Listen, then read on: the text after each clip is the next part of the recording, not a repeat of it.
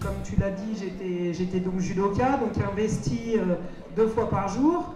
Et puis, depuis très longtemps, germait l'idée de vouloir devenir masseur kinésithérapeute. L'encre m'a permis d'adapter ma formation. Donc, c'est une formation qui, à l'époque, se faisait en 3 ans. Et moi, je l'ai réalisée en 7.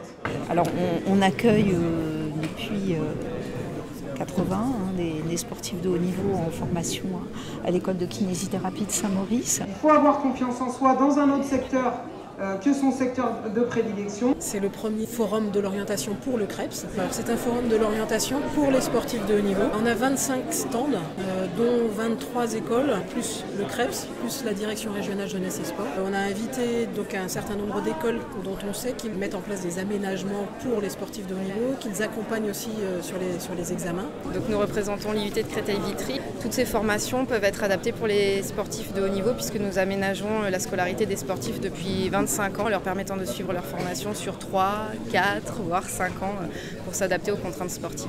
Il est possible, si on est sportif de haut niveau, d'intégrer la formation sans passer le concours par la commission des sportifs de haut niveau. Je représente le groupe INSA et plus particulièrement l'INSA de Lyon qui se prépare en 5 ans. Ces étudiants vont pouvoir bénéficier de plus de temps pour passer, je précise, le même diplôme que les autres étudiants. On s'est intéressé depuis une dizaine d'années au profil des sportifs de haut niveau parce que notre métier c'est de proposer des profils différents aux entreprises, aux gens qui ont besoin de recruter justement des compétences diverses et variées et que nous avons estimé à un moment donné que les sportifs par rapport à leur expérience sportive présentaient justement une originalité et probablement des compétences extraordinaires. J'ai intégré l'école en 2014 et en suis sortie en 2016 et je suis avocate maintenant depuis le 19 janvier 2017. Je ne travaille pas en cabinet, ça me permet de m'entraîner le matin et l'après-midi, de suivre des soins kinés comme un athlète de haut niveau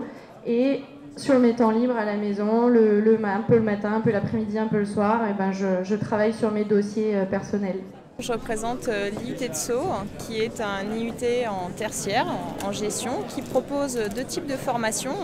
Une formation en technique de commercialisation et une formation en gestion des entreprises et des administrations. Et ça fait plus de 5 ans que nous travaillons avec les sportifs de haut niveau et donc différents centres de formation ou l'INSEP ou le CREPS. Donc c'est vraiment une problématique qui nous tient à cœur pour gérer le double parcours de ces jeunes étudiants. Donc le conseil que je pourrais vous donner, jeunes athlètes, vous qui vous dirigez vers une carrière de très haut niveau, c'est d'être très à l'écoute de vous-même. Donc c'est bien d'avoir un plan, une stratégie, de savoir où on va.